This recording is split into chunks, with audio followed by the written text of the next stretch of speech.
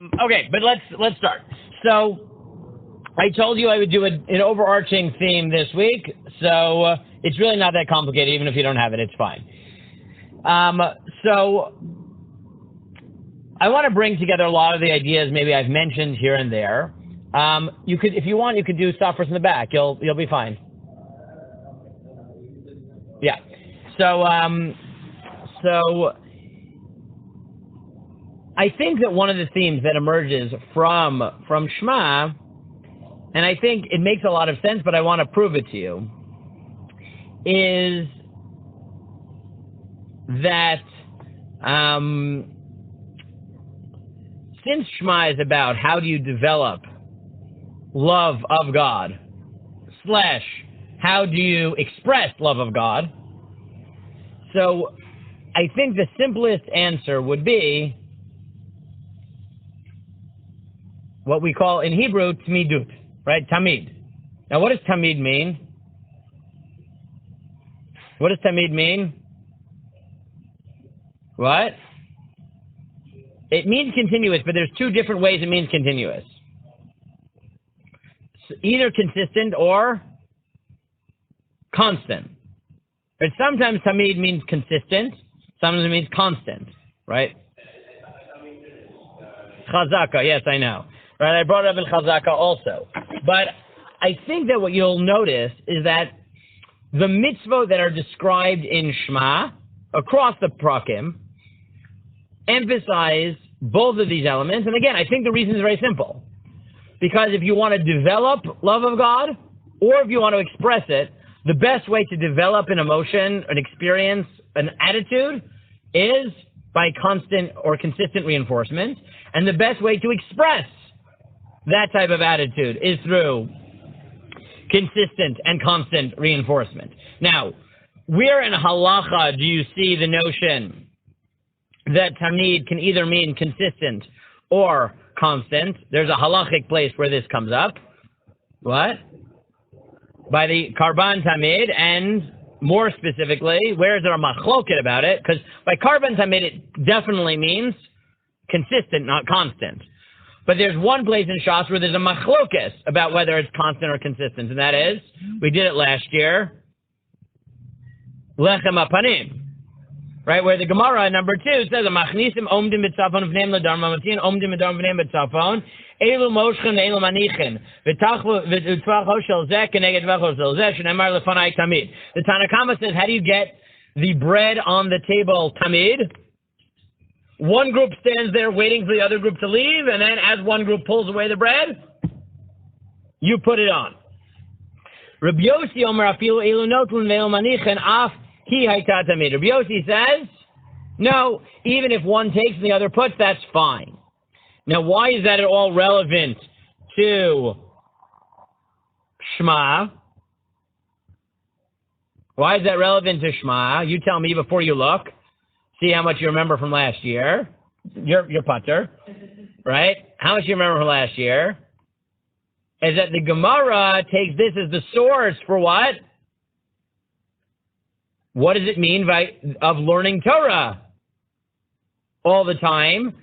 And the Gemara number 3 says, Tanya, Rabbi Yossi Amar afilu silgei shana shachar v'silgei chadash arvit ein mekach klum. Rabbi Yossi says, even if you put one on in the morning, took it off at night, right? That's fine. Elamani mekayim lefanai tamid. So what does tamid mean? Shlo yalin shulchan v'lo lechem, that you can't go a night without it. Amar Rav Ami midvarav sherab Yossi nilmod afilu lo shana adam el perek echad shacharit uperek echad aravit. What you learn from here is that even if you only learn Torah one paragraph during the day and one at night, you fulfilled kiyem mitzvot lo yimush sefer Torah zamibicha. Even if you do it once a day, once at night, you fulfill the chiyuv to learn Torah of lo yamush. It never left your mouth. And then the Gemara says, and what is the minimal way of expressing that? Shema. The Amar of Yocham Mishum Rishon Me'ochai afilu lo kara adam ela kriyat Shema shacharit v'arvit kiyem lo yamush v'davar zeh sur lo amro b'fnei ha'aretz v'ravar mitzvah lo amro b'fnei ha'aretz. The question of, and then the Gemara says either it's usher to tell an amaretz because you don't want them to think that they can get away with just saying Shema, or it's a mitzvah to tell them because it gives them hope that maybe they're actually fulfilling the mitzvah of Talmud Torah. Now, I think that this already should get us to what I want to set out as a theme of it, which is, what is the Gemara really telling you? That Shema is the expression, the minimal expression, admittedly, of Talmud Torah. What type of Talmud Torah? Of Tamid. Right? Of whatever Tamid means, in this case, what consistent, the minimal of that is Shema. And that already tells you that there seems to be a theme in Shema that's about Tamid. But if you look at the Abu Draham seems to tell you that this isn't just accidental. This seems to be the key to understanding all of Shema. So if you look at number 4, the Abu Draham says, so this is a machlokas whether you have to understand it. Possibly not, right? The Shulchan Aruch Harav, for example, says you don't need to understand Talmud Torah as long as you're learning Torah Shebechtav. You need to understand Torah Sheba'al Peh, but Torah Shebechtav, you're Yotzei Talmud Torah, even if you don't understand it, because the words themselves are kadosh. Now look at the Abu Draham. The Abu Draham tells you, what's the theme? Od timsa asara mitzvah aseh kvuot beparsha zo. What you find in Shema are 10. What's mitzvah kavua? It's now set. What are they? Achat, Kabbalah al Malchut Shemayim. One is the acceptance of heaven. Shneimar Hashem Elokeinu. Shenit, Yichud Hashem, is the belief that God is one. Shneimar Hashem Echad. Shlishit, Avad Hashem. Shneimar V'ahavta Hashem Elokecha. Revi'it, Talmud Torah. Shneimar V'dibar Sabam. 5, Chamishit, Libum Banim. Shneimar Shemantim Lo'anecha. Teaching your children Torah. Why is that constant? Why is that a mitzvah of kavua? Why is that tamid? Because it's cross-generational. It's cross-generational. It's saying teach your children. It's not saying learn Torah. That's one. It's also teach your children, meaning make sure Torah is consistent over generations. Right? Shishit u'shvi'it l'krov kriyat shema shachrit v'arvit. 6 and 7 are the morning and night Shema. Shminit u'tshiyit tefillin shel yad v'shel rosh. 8 and 9 is tefillin, clearly tamid of consistent, once a day, but also constant, because originally you're supposed to wear it all day, but minimum of once a day. Asirit is mezuzah, which is which one? Constant or consistent? Constant. He says, furthermore, what else do you find? In addition to all these kavua, what else do you find in Shema? Timsa Rashi Aguf and Iskarimba. You find every part of the body. Shema, Oznayim. Totafot, Beininecha, Einayim. Vidibarta, Lashon. Vishinnantem, Lishinayim. What? So he's talking just in Vahavta. I think it's true over all 3, because Tzitzit is like that too. But he's talking even just in the first paragraph, but I think it's true of Tzitzit also. Kshartem, Yadayim. Yaminu Smo, right? You tie with the right on the left, or vice versa if you're lefty. Ubelechtecha, Raglayim. Halev v'hanefesh, obviously. B'chol avavcha v'chol nafshecha. Ub'chol hanefesh, ha'af, sheba meshiv haruach. Nefesh usually can also mean where you breathe, right? Your life force. So the af, v'azhara mi-yetzer hara, and even your yetzer hara. Shneimar, shitcha b'beitecha v'lo b'reicha. Right? That's a nice little one, which is you should be in your house and not your friend's house with his wife. But fine. Or if you have the third paragraph, obviously, lo tatiru achar levavchem achar einechem is focusing on the sexual desire. But I think what the Abu Draham tells you very quickly is that the key to understanding Shema, he says Vahavta, but I would say all 3 paragraphs, is that commitment to God that's expressed in Kriyat Shema needs tamid, right? Needs both types of tamid, consistency and constancy, and therefore all the mitzvot are there, and it manifests itself through every part of the body. And again, I think that the basic theme of, again, if I had to summarize in one sentence, is because it's constancy and consistency that both reflect a relationship and generate one. And since the point of Shema is to make us love God and tell us how to express that love, the mitzvot that are characterized, that are quoted in Shema, are those that are about this notion of tamid. Yes?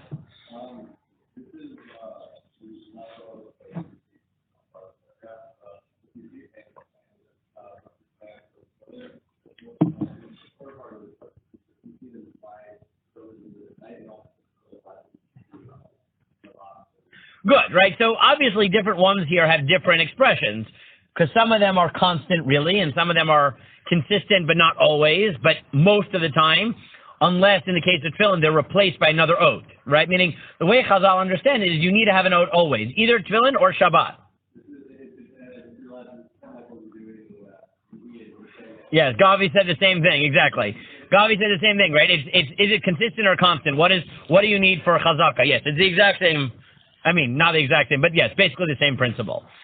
And I think that's the theme. And I gave you here in English a very nice article. Yeah, again, because I originally only gave this to be on PDF, on the computer, so it didn't matter how long it was. It's better for it to be longer so that I can just, and more spread out so people can see it on the screen. But I put Rabbi Michael Hatton's article where he makes this point. Right, that what follows are 4 verses that together stress a single idea, constancy. Thus, we are enjoined to place these things upon our hearts, to repeatedly teach them to our children, speak of them, tie them on our hands and between our eyes, and inscribe them on our doorposts. Now, I'm not going to read it inside, that you have it here, but he adds a few elements to what you have in the Avudraham. So he says, first of all, vishinantem. What does vishinantem literally mean? But repeat, exactly. It's to teach it twice, to teach it multiple times. So not only is Talmud Torah repetitive and constant, but the word we choose, vishinantem, is that you should teach it constantly. And in fact, according to Chazal, what do you learn by vishinantem? Which I've said many, many times. If you forget this, it'll be ironic. Kedushin daf lamed, shetehei, what? That they'll be so sharp in your mouth from shinun, that if someone asks you a question, you don't have to stutter, you can say it instantly. Meaning, the way Chazal understand it is, you should know Torah well enough that you don't even hesitate when someone asks you. What they're clearly telling you is the type of Talmud Torah Kriyat Shema is demanding is not just knowledge, but knowledge that becomes part of you. Furthermore, it's not just Torah, it's teaching the next generation. Right? It's teaching the next generation, which obviously gets a different level of Tmidut because it's, right, across history. And of course, the emphasis is in Shema is you're learning, just think about the words in Shema. You will say either learn Torah or say Shema, depending on how you understand that pasuk, or both, according to Chazal. When you lie down, when you get up, when you walk, when you're sitting, right? Everything about it is telling you that Shema and Torah, which is the 2 meanings of the words that you're talking about, is at every moment of your life, wherever you are, no matter what you're doing. You're learning, you're thinking about God. Now, right, tefillin, right, the Karaites say that tefillin isn't physical. It just means think about God constantly. But even if we think that it's physical tefillin, meaning they're right, that the point of tefillin is to get you to think about God constantly and to direct your heart.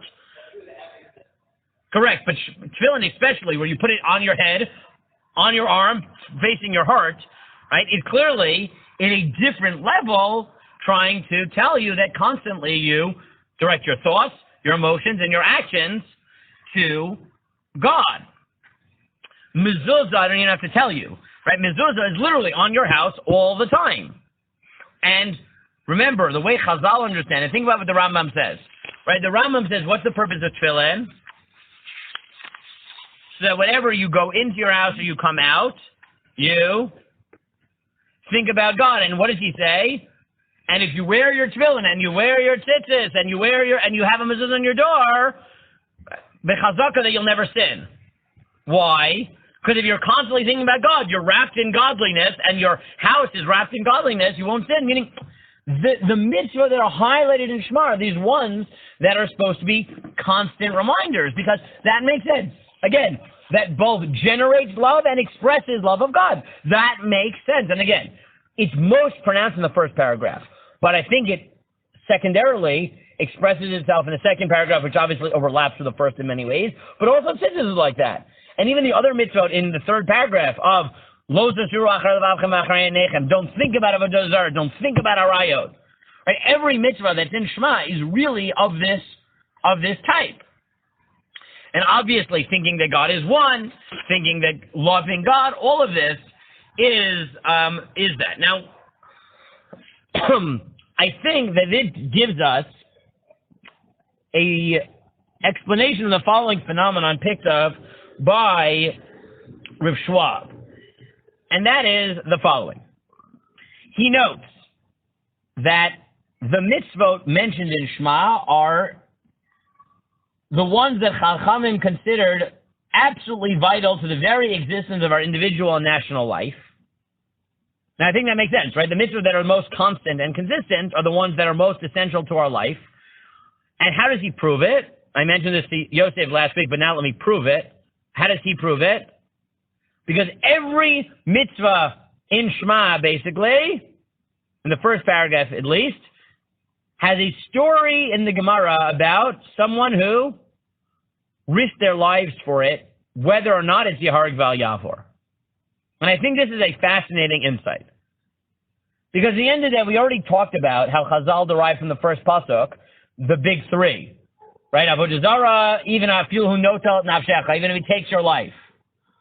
But there are many mitzvot that are clearly not Yaharg Val Yavor, and yet Chazal tell the story that people risk their lives for it. And I think the reason is because, again, there's a machokas rishonim. The Rambam thinks that if it's not one of the big three, you're not allowed to give up your life for it. Tosfot thinks if it's not one of the big three, you don't have to, but you can.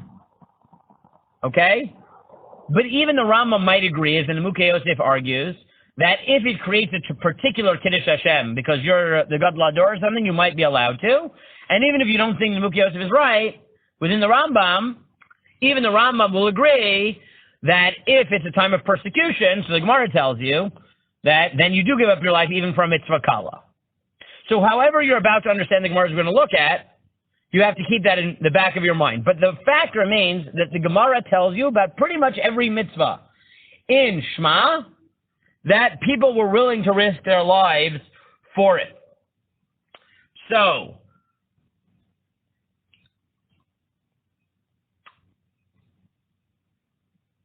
let's go through the mitzvah. So, Yichud Hashem, Avad Hashem, that arguably is one of the big three, yes? Right? Meaning that's arguably wrapped up in Avodah Zarah. But there's another time that Yichud Hashem comes up in a story of martyrdom, of someone willing to give up their life for God. When is that? Rabbi Akiva, who dies while saying Kriyat Shema, right? While being Miyached Hashem.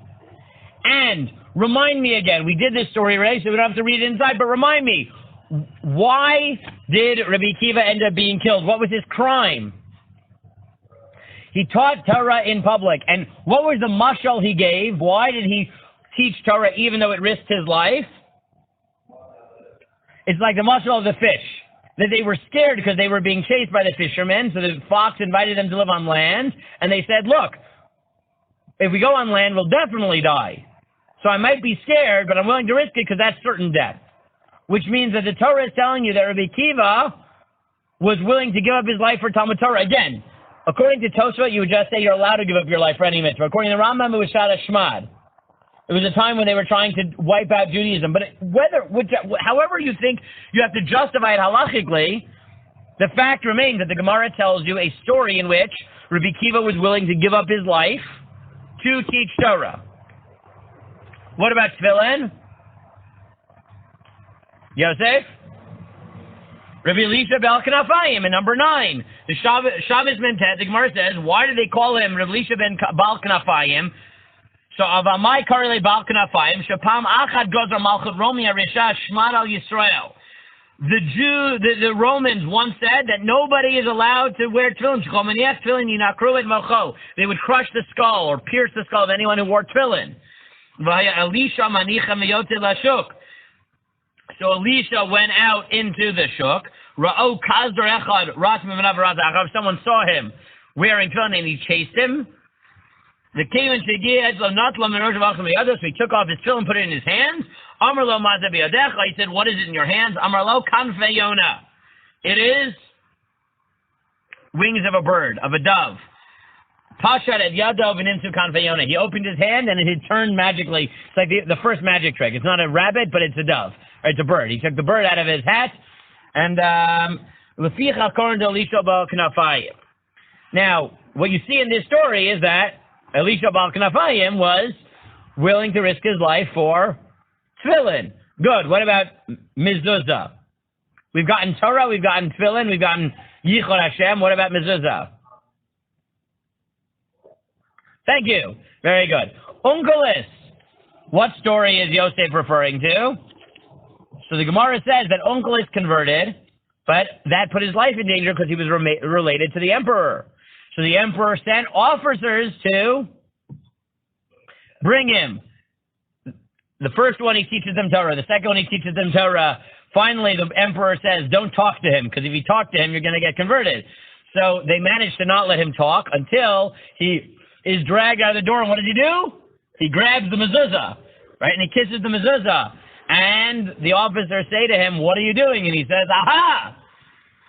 Because when it comes to human beings, guards stand outside to protect the king. But when it comes to God, the king stands outside to protect us. So you have this story of Elisha Unkelis putting his life on the line, and it's not that he's putting his life for mezuzah. Mezuzah is actually what? Saves his life and makes the officers put their lives on the line, be willing to leave the emperor for God. So that means that Yichud Hashem, Talmud Torah, tefillin, and mezuzah all get stories in which someone is willing to give up his life for God. What about, does this carry over to the second paragraph? So the second paragraph starts off with Vayam tishmu el mitzvotay asher anochi mitzaveh etchem hayom li'avad Adonai Elohechem la'avdo b'chol vavchem v'chol nafshechem. So what is avdo b'chol vavchem according to Chazal? Tefillah. Tefillah, right? Rashi quotes it. Avodashi v'lev zui tefillah. Very good. What about tefillah? Is tefillah a mitzvah for which you can give up your life? Oh, have I finally stumped you?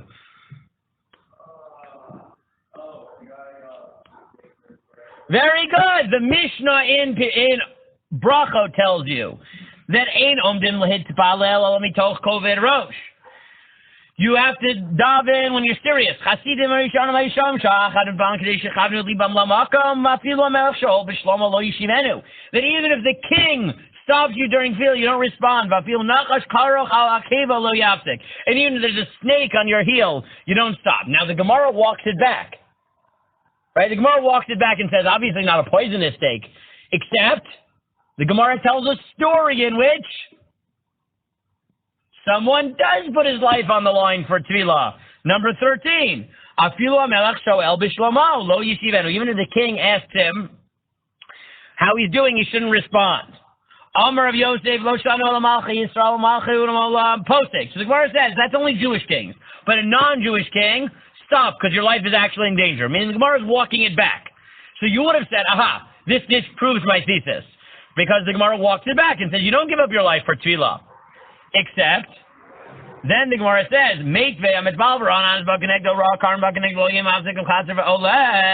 but wait a second, if you see a robber coming, you shouldn't stop. You should just daven shorter. So the Gemara says, no, if you can daven quickly and still protect your life, so you should do that. But obviously don't give up your life. But then, after twice telling you, you don't give up your life for tefillah, what does the Gemara do? It tells you a story. Tana Rabbanan. There was once a chassid who was davening, and an officer came and they greeted him. He didn't greet him back. He waited till he finished davening. After he finished davening, Amar lo, Reika, you idiot! The Torah says protect your life. Now I will note in parentheses that everyone says, oh, the reason you have to protect your life in Torah is because the only person in all of Shas who says that is a Roman officer. So keep that in mind next time you try posking that way, right? Some Rishonim nevertheless quote it, like the Rambam, but most Rishonim don't. Most Rishonim quote different psukim for that reason. What? There are many different psukim. I wrote an article about this years ago. I published it in Varapo Yerape 4. One second. When I said hello, why didn't you say hello back? I'd cut your head off. Who would have asked me about it? Wait for me to calm you down. He said, if you were by a king and someone had said hello, would you say hello back? Said no. And if they did, what would you do? What would have happened to you if you greeted someone else while talking to the king? They would cut my head off.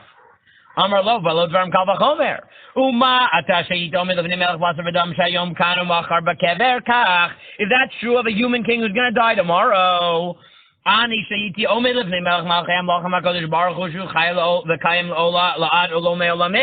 God, who lives forever,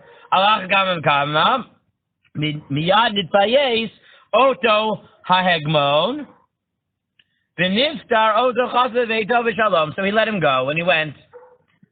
Now, Yosef tries to counter-read it, and he says, no, he knew he'd be able to convince him. Now, that doesn't sound like that was going on here, but you could read it that way. But who doesn't read it that way? Give me a good reason from Tanakh to think that tefillah might actually be Hareg Vel Yavor. Daniel, Perek Vav. Daniel, Perek Vav. Daniel in the lion's den. Why does he end up in the lion's den? Because they made a decree that anyone who requests anything or anyone who davens will be put to death. And what does Daniel do? Not only does he daven, but very good. He goes up to the top floor, opens up the window for all to see, and daven towards Yerushalayim, which ends up with him being thrown in the lion's den. So it's not just the Gemara. Tanakh tells you a story, and based on these two stories, you shouldn't be surprised that the Sefer Chasidim actually concludes, number 15, and he says, there was a chassid. He tells you the story in Brachot. Right? There's a chassid who was davening and didn't stop for the hegmon.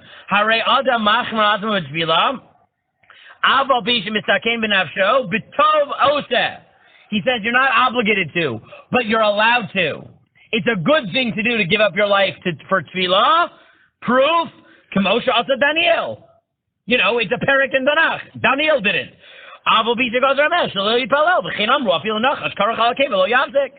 And that's what the Gemara meant in Pshat when it said that even if you have a snake on your heel, you shouldn't stop. It wasn't. The Gemara was walking it back in terms of a chiyuv, but it's still the right thing to do. So I think you take this evidence together, Rav Schwab's insight, and Rav Jahan's insight, and Rav Hatton's addition, and I think you get something very fascinating that I think takes us through all three prakim of Shema, which is, very simply, for sure, right, but very simply, if Shema is the paragraph in which we talk about our commitment to God, then we want to talk about what it means to love God and how to get to the point that we love God. So it makes sense that the mitzvah that we'll include will be the ones that express the basic truth about relationships, which is they are created by consistency and constancy, meaning in a healthy relationship, you should love your wife more after years of marriage than you did when you got married, simply because you've spent years investing in your relationship. And if you love someone, that's the way you should express it. And the same is true of God. And therefore, the mitzvot that get put here are Yichud Hashem, Avad Hashem, obviously, but tefillin, which you do ideally all day, but at least every day, and put it on your head, your heart, and your arms, which highlight what you're supposed to commit to God, your mind, your emotions, and your actions. Mezuzah, which is on your house whenever you go in and whenever you go out. Tzitzis, in the third paragraph, which you wear all the time, which are supposed to remind you about God so you don't sin. Right? That's what it is. Tefillah, which you do multiple times a day, at least according to Chazal, or at least once a day, according to the Rambam, Midoraisa. But we experience it constantly, right? Or at least consistently. Talmud Torah, which is described as when you're, or Shema, when you get up in the morning, when you go to sleep at night, when you're walking, no matter where you are. And even the Torah, the words we use, it's the teaching of the next generation, which is consistency across time. And Vishinantam, which itself means repeat. Every word and every mitzvah emphasizes that the secret to Shema is consistency. And, as the Abu Draham notes, it's also every limb in your body, because it's also totality. Right? Commitment comes from totality of your body, right? The way we say, give all of yourself to the cause, right? Give all of yourself. Yeah, that's what it means. Give all of yourself. So therefore, tefillin, which is on your head, between your eyes, on your arm, near your heart, right? Mezuzah on your house. Tefillin, love, which happens in your heart and your soul, whatever that means, right? And the soul, the life force from the nose. Bein einecha, right? We've gotten the eyes. Shema, which focuses on the on the auditory. Right, we talk about every sense because that's the key. If you want to know what it means to get to the point where you love God and express it all the time, across generations, and with every part of your being. That is, in a nutshell, the secret to all of Shema. And that's why, following Rashab, it makes a lot of sense that the mitzvot that will be found there, even if they're not technically Harig Val Yavor, the Gemara tells you stories of people risking their lives. Now, you can explain every one about Shara Shema, and that may be true, but why is it that, coincidentally, the Romans are specifically picking on Talmud Torah and Tefillin and Mezuzah, sort of, and Tefillah? Why are those the ones that the Gemara tells you stories about when the Romans picked on someone and they had to risk their life for it? Because these are essential to what our life is about. These are those mitzvot. So even if you're not technically chayav to give up your life for them, it makes sense that people would be asked to. And tefillah, which is not in the first paragraph, but it's in the second paragraph of Chazal, is literally a parak in Tanakh where Daniel does just that. And a Gemara, which seems to be like that, Sefer Hasidim, is willing to say, yeah, you don't have to give up your life, but it really is the right thing to do.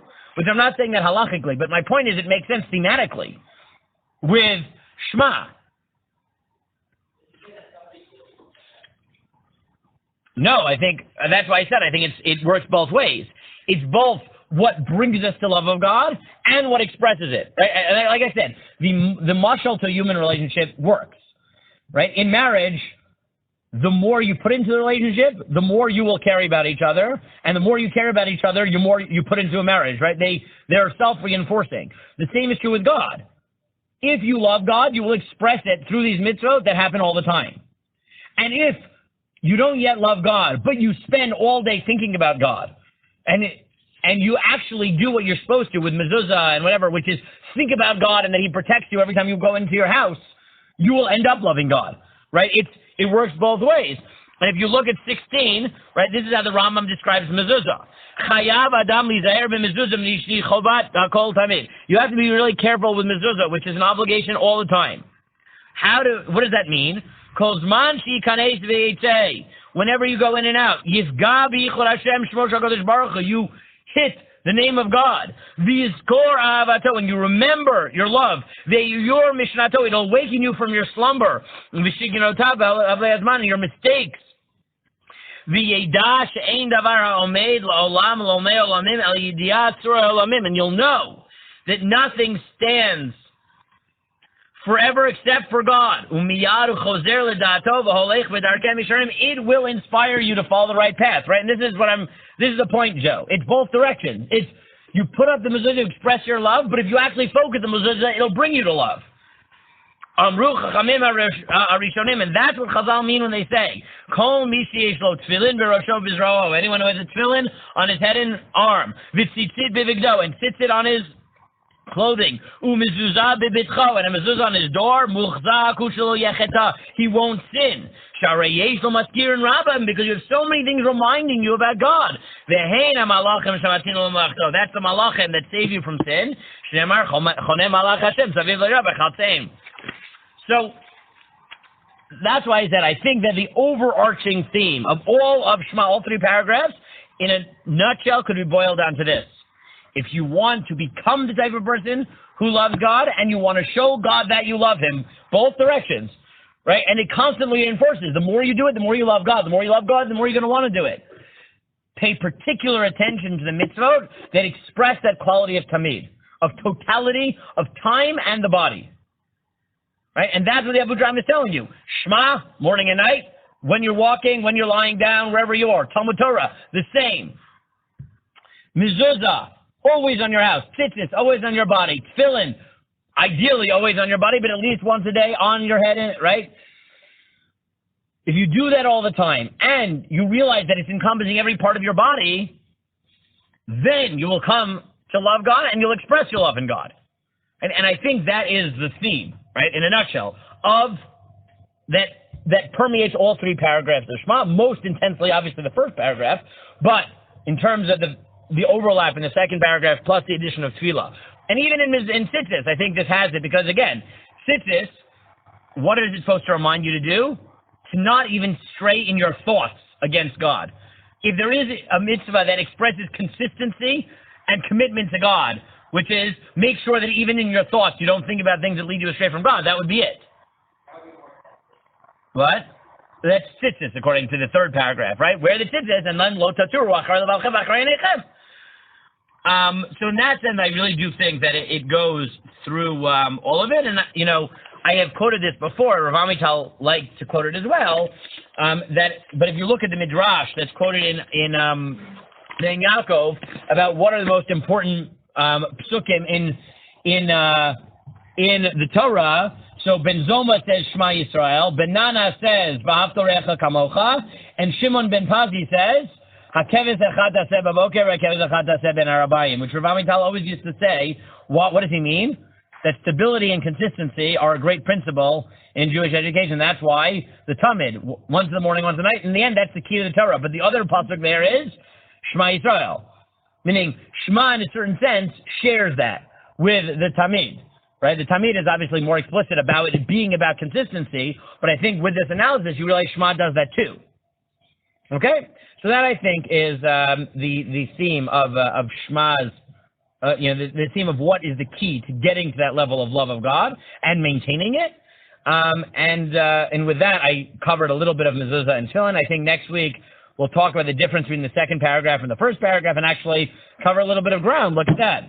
I eventually did get through it. Even though I did like a word a week, I did eventually move through it.